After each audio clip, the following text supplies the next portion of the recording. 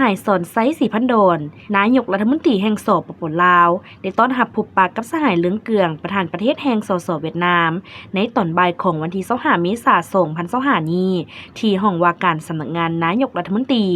พร้อมด้วยคณะผู้แทนขั้นสูงเดินทางมาเยี่ยมยามรัฐกิจที่สปป.ลาวในวันที่24-25 เมษายน 2025สหายสอนไซสีพันดอนได้แสดงความยินดีต้อนรับอันอบอุ่นและมีความปิติยินดีเป็นอย่างยิ่งที่ได้พบกันอีกครั้งภายหลังที่ได้พบกันในโอกาสที่นายกรัฐมนตรีแห่งสปป.ลาวพร้อมด้วยคณะเดินทางไปเข้าร่วมกล่องประชุมสุดยอดคู่ร่วมเพื่อการพัฒนาสีเขียวและเป้าหมายสากล 2030 PCG อยู่นครหลวงฮานอยสสเวียดนามพร้อมทั้งได้ตีราคาสูงต่อการเดินทางมาเยี่ยมยามรัฐกิจในครั้งนี้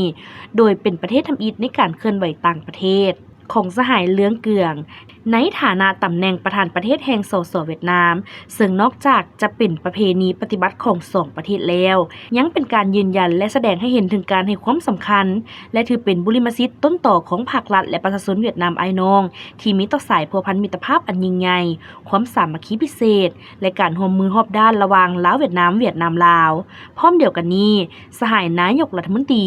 ได้ฝากคำยื้อยามถามข่าวอันอบอุ่นและสนิทสนมที่สุดไปยังบรรดาสหายกันน้ำภาครัฐเวียดนามโดยเฉพาะสหายนายกรัฐมนตรีฟ้ามิงจิงสองฝ่ายได้แจ้งสภาพการพัฒนาเศรษฐกิจสังคมโดยย่อให้กันทราบพร้อมทั้งได้แสดงความสมเสยต่อบรรดาผลสำเร็จที่สองประเทศญาติมาได้ในระยะผ่านมาสองฝ่ายได้ตีราคาสูงต่อสายพัวพันและการร่วมมือระหว่างสองประเทศในตลอดระยะผ่านมา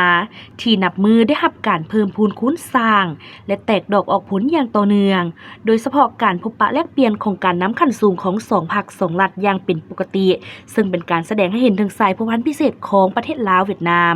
ที่มีหนึ่งบ่มีสองในโลกนี้พร้อมกันนั้นสองฝ่ายได้เห็นดีเป็นเอกภาพจะสืบต่อสุขยุการจัดตั้งผันขยายข้อตกลงของการน้ำขั้นสูงของสองภาคก็คือแผนการร่วมมือระหว่างสองรัฐบาลโดยเฉพาะแม่นการส่งเสริมการร่วมมือด้านเศรษฐกิจให้มีประสิทธิผลเติมอีกและนับมือให้สมคู่กับด้านการเมืองที่ดีเลิศของสองประเทศ